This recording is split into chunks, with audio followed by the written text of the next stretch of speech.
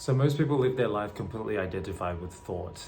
And this happens to INFPs a lot, where we call it unconscious, like completely being unconscious, going from one thought to another thought, being pulled by what feels like an energetic gravitational pull into thinking or ruminating, whether it's about the past or a triggering situation or something that you were just reactive about. You're completely lost in the mind. And it accompanies, like when you're lost in thought, it comes with emotions like this energy as well, which feels kind of low, it feels uncomfortable, you just want to get out of it.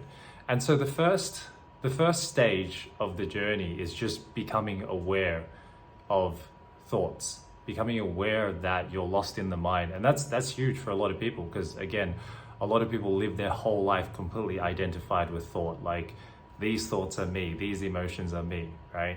And it's very solid, and it feels very uncomfortable when you're in those situations. Just by being able to observe that you're lost in thoughts and being observed that you're being pulled by emotions, thereby perpetuating more thoughts, is huge. Is already like, it's the beginning of transformation. And so you start with being able to observe these thoughts and emotions in peaceful situations or mundane situations. Let's say you're focusing on work, but then your mind is getting lost in the clouds and thinking about something else. You're daydreaming, you're ruminating. Then it could be like when you're doing mundane tasks like the house chores, washing dishes, gardening, and you're not present. Your mind is somewhere else. Or maybe you're thinking about a situation that was unsettling, and you're ruminating about that and like how you're figuring out why this person said this, why you acted that way, what could you change about it, and you're just getting lost in the emotion of everything. Like, you're actually feeling, while you're washing the dishes, you're thinking about what happened and you're feeling it as if it's happening right now, but it's not. Like, you're just washing the dishes, right?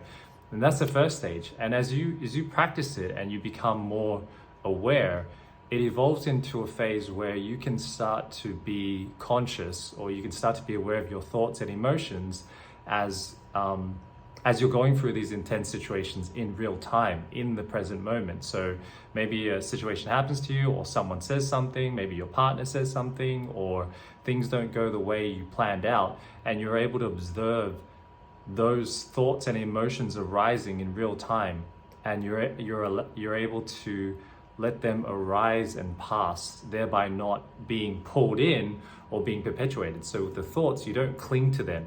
You just kind of observe them as they are, as they arise and pass. And with the emotions, you don't, and this is from Michael A. Singer, you don't suppress them, push them down, or you don't express them unconsciously where, you're just frustrated, or you're angry, or you're pissed off, and you're just like, lashing out at the person, or lashing out, in your own space, or whatever it is.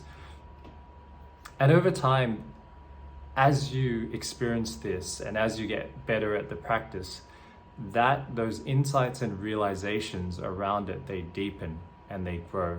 And you become more and more able to be aware and present as you're going through these reactive situations.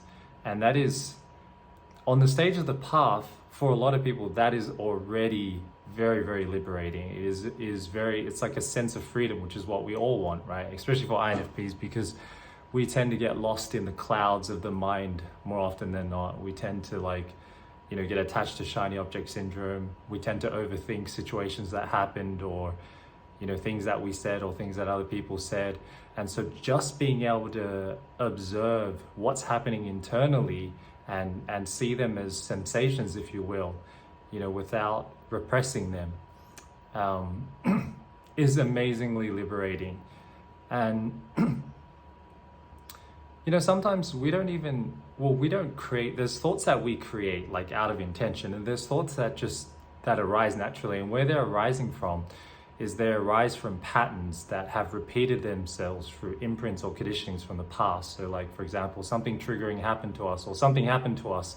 Let's say you're a young INFP and you're really innocent and naive and optimistic about the world, and then you get told off, or like you do something that made the other person or your parent or the authority figure, they're kind of angry and they judged you for it, right? And so in that moment, you made a decision, or you protected yourself, or you went into survival mode, or you lashed out, or you repressed that energy. And so as you repress or you lash out and express unconsciously, you form an imprint, you form a repeated behavior that the next time you go through something like that again, it repeats itself, right? So when I was young, I would always lash out. I didn't know how to control my emotions. I didn't know how to regulate my emotions. So I would express unconsciously, how I felt, what I was thinking. I would like yell, I would, whatever it is, get really, really emotional. And then when I first began on this journey to just observe thought and emotion, I decided, okay, well, I'm not going to lash out and I'm not going to express. I'm going to catch myself and stop it. But I didn't really know how to dissolve, and I certainly didn't know how to feel through my emotions at that time. So instead I would suppress. So I went through quite a long phase where something would happen and I would suppress the emotion. I would go into the mind by myself and like think through the situation and ruminate. And over time I just felt like I just kept suppressing me. I kept suppressing myself, basically my personality. And that's not the way either, right? Until I started evolving on the journey and I was able to not express, not suppress, but actually release the emotion, be with, embrace, let that energy, that imprint, that conditioning, or that repeated behavior pattern, I would feel through it. I would, if you check out Michael A. Singer's stuff, I would relax and release through it. You would feel the energy coming up and through.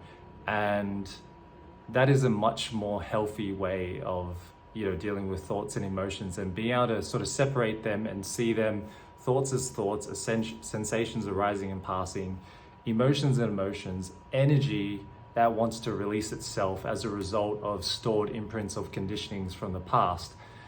And over time, as you go down this path, starting from just simply observing in peaceful situations or mundane tasks, and then continue to practice that until it forms a habit, and then you start to be able to do that same process of observing thought and emotions and releasing when you're in more intense situations or reactive situations, or when you've been striving for something and you've planned it and you're expecting a great outcome but it doesn't happen, and like all those emotions arise, those thoughts go da da da da da, to a point where if you watch my other videos, it kind of feels very fluid now. It feels like water. Like I don't really cling to anything, or I rarely think about the past anymore, or there's no real like attachment to the future, which allows objectivity for a lot of things. It allows being able to observe thoughts and emotions from like a higher place, and being able to release the energy so that it doesn't get stuck and perpetuate itself over and over again. So then essentially you go through this process of, as you're able to bring more awareness into your life, of transformation.